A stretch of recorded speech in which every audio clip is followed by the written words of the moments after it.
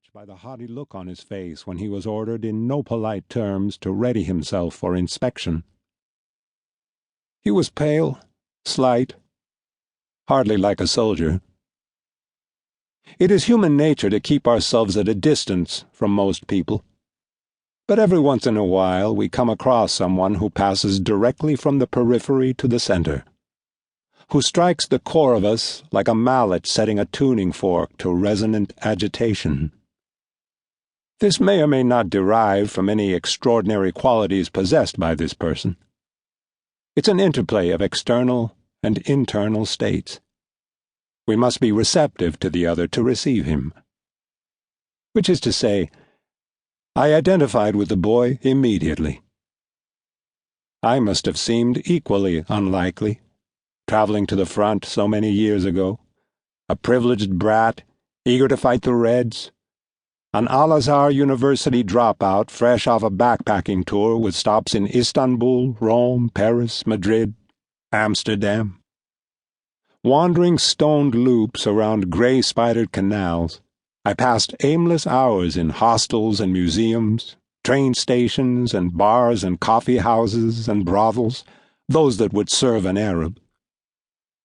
This shameful lark was financed with the last of father's fortune that he saw fit to allot me for tuition and expenses before realizing I was never going to finish school, was a basket case, a bad investment, and, like the shrewd banker he was, responsibly, with regret and once and for all, he wrote me off. That winter, as I contemplated in poverty the wreck that had become of my young life, the Soviet 40th Army rumbled across the Afghan border like a deus ex machina, lifting me up and off stage. Exit war.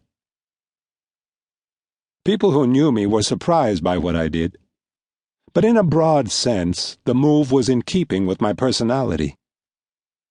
Joining the mujahideen was, at first, less a religious obligation and more like running away with the circus, only more daring, nobler, and with the added benefit of enraging father, who believed progress came not through violent resistance, but in the form of three-piece suits, Chopin etudes, quiet atheism, and extra dry martinis at the cocktail hour.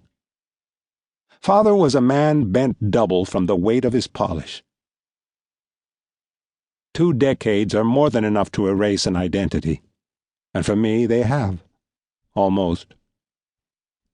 The part of my life that the Yemeni recalled is closed off like a wing of rooms in a mansion whose upkeep has become too much for its insolvent owner. It was something in his young face that brought it back. What I was before I was this. A kind of pomposity mingled with fear that told me he had never known hardship, not like these mountains could provide. But he wanted to know it. He had come here for that very reason, but was afraid. I inspected his baggage, ready to find any fault, to make an example of him in front of the other new ones. He carried 2 leather bags as rich as his coat.